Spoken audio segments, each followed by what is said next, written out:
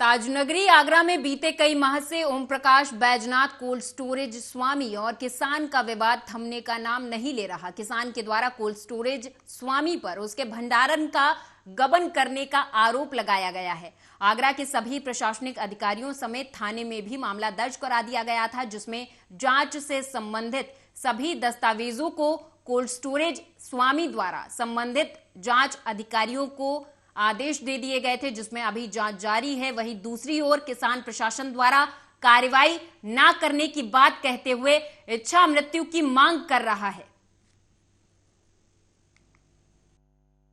देखो, ये मैं आपको पहले भी बता चुका हूं और आज से करीब 6 महीने पहले ये मुकदमा लिखाया गया। ये पूरी तरह से फर्जी है। जो राजू अपने आप को किसान बता रहा है, वो किसान कहीं नहीं है। उसके नाम कोई 2 बीघे जमीन भी नहीं है और उसके नाम भी नहीं है और उसके पिताजी के नाम भी 2 बीघे जमीन नहीं है। जो उसने आलू का भंडारण हमारे शीतगृह में किया था, 30 लाख रुपया उसने हमसे अग्रिम राशि ली थी। अग्रिम पेमेंट लेके उसने आलू का स्टोर किया था और परस्पर उसने और उसके पार्टनर ने दोनों ने आकर के आलू बेचा है। और आलू बेचने के बाद जब हिसाब हुआ है, ये हिसाब हुआ है हमारा जाकर के 30 जनवरी को, 30 जनवरी 2022 को। उस समय हमारा इस पर 3.5 लाख रुपया और निकला है।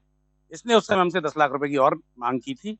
हमारा इस इनकार करने के कारण इसने इस तरह का कदम उठाया है। और साथ ही साथ इसमें कदम उठाने में एक राजनीतिक लड़का है, वो इसकी पैरवी कर रहा है। इस वजह से, क्योंकि मैं पिछली बार भी सन 2017 में भारतीय जनता पार्टी से शमशाबाद में नगर निकाय अध्यक्ष पद हेतु लड़ चुका हूं और मेरा एक पूर्व के राज्य मंत्री से मुकाबला हुआ था। दुर्भाग्यवश हम केवल 295 मतों से हार गए, लेकिन आज भी शमशाबाद नगर के अंदर हमारी साफ स्वच्छ छवि बनी हुई है और कहीं ना कहीं हम बिल्कुल जीतने के कगार पर खड़े हुए हैं। इस तरह से हमारी राजनीतिक छवि को धूमिल करने के लिए इस तरह का कदम उठाया गया है।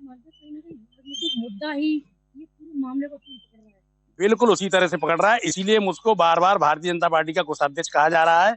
मैं भारतीय जनता पार्टी का कोषाध्यक्ष हूँ और आप सभी जानते हैं और सब लोग जानते हैं कि ये कोषाध्यक्ष का जो पद होता है वो बहुत ही संवेदनशील, बहुत ही ईमानदार, बहुत ही अच्छे कार्यकर्ता को दिया जाता है। और पूरी पार्टी में मेरी छवि बहुत ही ईमानदार व्यक्ति की है।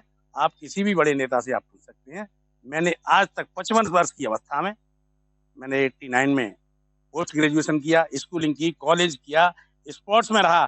कोई मुझ पर 1 रुपए का, चाहे सरकारी चाहे गैर सरकारी, चाहे किसी फार्मर्स का या किसी बिल्डिंग मटेरियल वाले का, कोई 1 पैसे का दाग नहीं बता सकता है। दोष सिद्ध होना तो दूर, कोई ये शिकायत भी नहीं बता सकता है कि किसी ने थाने में किसी प्रकार की मेरे खिलाफ कोई शिकायत। क्या मानते हैं ये जो आरोप लगा रहे हैं ये निराधार, बेबुनियाद और पूरी जांच चल रही है। विवेचना अधिकारी को हमने सारे साक्ष्य दे दिए हैं।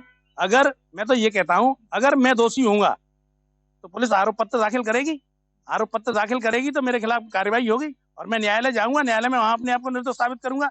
इस तरह से कि मुझे इच्छा मृत्यु, कि मुझे मरना है, कि मुझे ये करना है, ये सारे ढकोसले हैं। और राजू के बारे में पूरे क्षेत्र में जानकारी कर ली जाए, सबसे बड़ा फ्रॉड और बेईमान किस्म का आदमी है। दसियों कोल्ड स्टोर के इस पर पैसा बकाया है, दसियों किसानों के इसके पैसा बकाया है।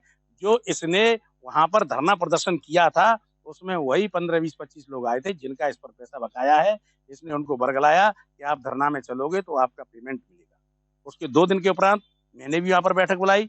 उसमें 20 शीतगृह के मालिक आए और सैकड़ों की तादाद में वहां पर किसान और वहां के गणमान्य नागरिक थे। सबको मालूम, पूरे नगर शमशाबाद के जो ब्लॉक है पूरे में आप पता कर सकते हो, मेरी छवि एकदम स्वच्छ और साफ है। और मैं तो आज भी, कोई ये कहे व्यक्तिगत रूप से, सामाजिक रूप से, सरकारी रूप से, हर तहकीकात से, हर जांच से गुजरने के लिए आज भी तैयार बैठा हूं।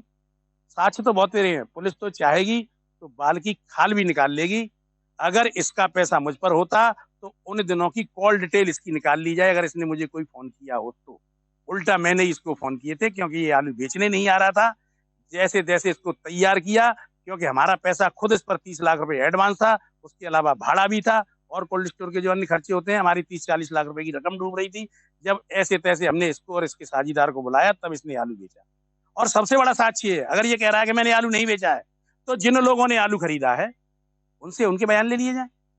उसके अलावा एक और चीज है, मैं अपने शीतगृह में, मेरे लगभग 300, 350, 400 किसान हैं।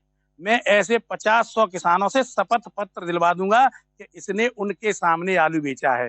और ये ऐसे 2 ही आदमी की शपथ पत्र दिलवा दे जो शीतगृह में भंडारण करते हैं। साक्ष्य हमारे पास बहुत तेरे हैं। कोई भी अधिकारी, किसी भी, चाहे वो पुलिस विभाग का, कोई और इंटेलिजेंस ब्यूरो का हो, चाहे वो क्राइम का हो और चाहे सामाजिक हो।